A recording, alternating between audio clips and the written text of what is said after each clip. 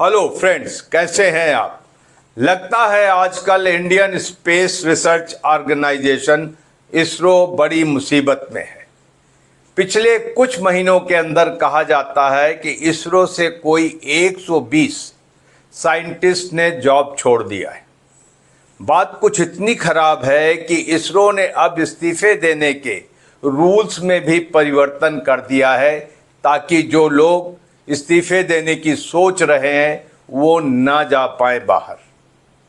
कहना न होगा कि इसरो दुनिया के लीडिंग स्पेस रिसर्च ऑर्गेनाइजेशंस में एक है।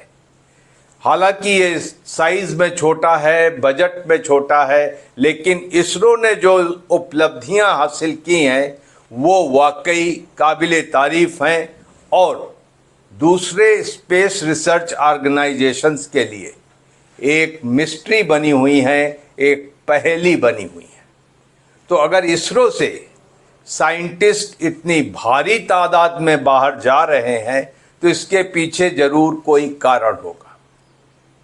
सिंपली अगर आप देखें और ह्यूमन रिसोर्स मैनेजर के पॉइंट ऑफ व्यू से देखें तो ये कहा जा सकता है कि भारत में और दुनिया में प्राइवेट स्पेस सेक्टर खुल गया है, जॉब अपॉर्चुनिटीज़ बहुत हैं, उनको एक्सपीरियंस मैन पावर की ज़रूरत है और इसलिए वो साइंटिस्ट छोड़कर जा रहे हैं कि उनको वहाँ पर अच्छी पे मिलने वाली है या मिलने का वहाँ पर भरोसा दिया गया है।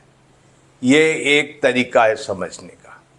लेकिन दूसरा तरीका समझने का ये है कि भारत का ये प्रीमियर साइंटिफिक रिसर्च ऑर्गेनाइजेशन है जो कि सिविलियन के साथ साथ मिलिट्री एप्लीकेशन ऑफ स्पेस पर काम करता है।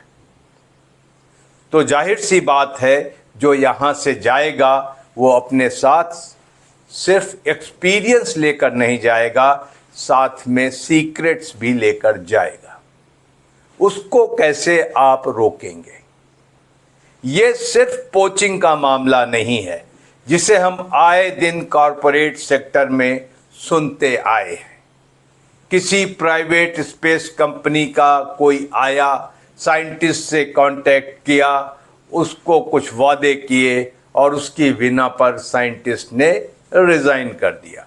To simple. लेकिन अगर हम बात करें इसरो की उपलब्धियों की और जिसके बारे में सारी दुनिया और लीडिंग स्पेस ऑर्गेनाइजेशंस जानना चाहते हैं तो उनका क्या?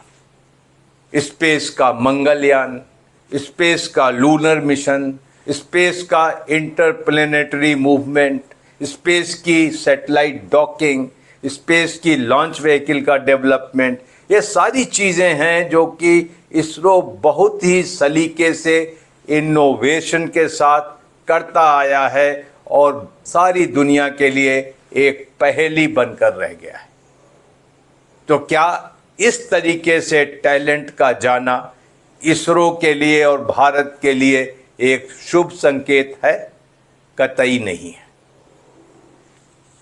इसरो या भाभा एटॉमिक रिसर्च सेंटर या DRDO और बाकी ऑर्गेनाइजेशंस जहां पर साइंटिफिक कम्युनिटी काम करती है, भारत में बहुत ही स्ट्रेट जैकेट पे स्केल है, हायरार्की है।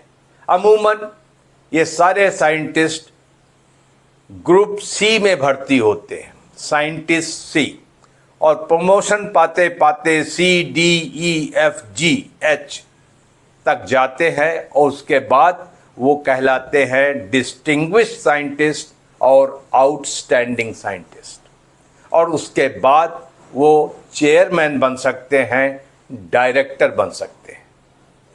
आउटस्टैंडिंग साइंटिस्ट का पे स्केल होता है यही कोई 3-3.25 लाख रुपए। जरा सोचिए कि अगर एक साइंटिस्ट हर साल IPL के ऑक्शन में 20-22 साल के खिलाड़ी को 8 से 10 करोड़ रुपए में बिकते हुए सुनता है तो उसके दिल पर सांप नहीं लौटता होगा? क्या हम अपने साइंटिस्ट के साथ न्याय कर रहे हैं? क्या हम उन्हें एक फेयर डील दे रहे हैं। सोचने वाली बात है। कोरोना काल के दौरान एक बात बहुत जोरों से सोशल मीडिया पर फैलाई गई थी या फैल गई थी।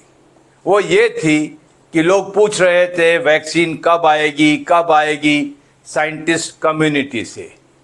तो किसी साइंटिस्ट ने कहा कि आप एक साइंटिस्ट को 2,500 से 3,000 यूरो देते हैं पर मंथ और एक फुटबॉलर को 1,00,000 यूरो देते हैं पर मंथ। तो जाइए उस फुटबॉलर से ये वैक्सीन बनवा लीजिए। कितनी सही बात कही थी।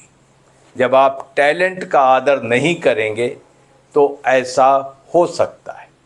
लेकिन यहाँ पर जैसा कि मैंने पहले कहा कि ये पोचिंग का विषय नहीं लगता है, क्योंकि इसरो के अंदर सिविलियन, कमर्शियल और मिलिट्री यूज स्पेस के लिए ये तीनों तरीके की एक्टिविटीज होती हैं।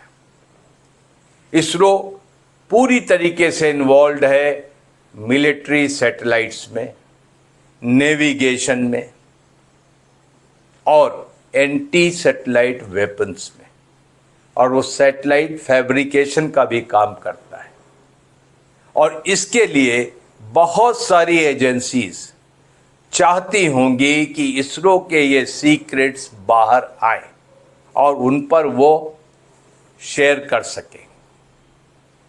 तो ये बहुत बड़ा आश्चर्य नहीं होना चाहिए कि इसके अंदर फॉरेन इंटेलिजेंस एजेंसीज भी शामिल हो सकती हैं। मसलन